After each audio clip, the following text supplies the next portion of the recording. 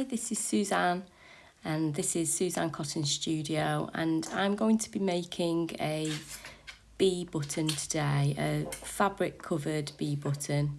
So I'm just cutting out the fabric here. I'm going to make a 29mm bee button using the casing and the fabric that has already been printed using my bee illustration.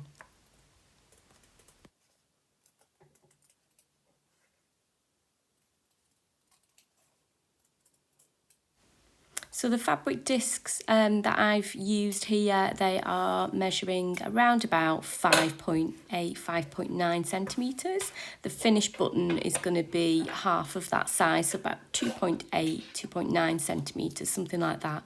So you can use any bit of fabric that you have. Just make sure that, you know, the disc is big enough, is about double the size of the button to cover it.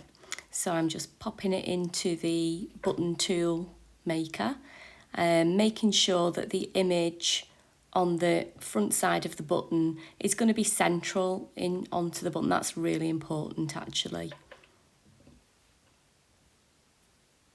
I'm just tucking it down using my trusty pair of tweezers. You could use another implement that does a similar job. I just found that the tweezers helped work really well for me.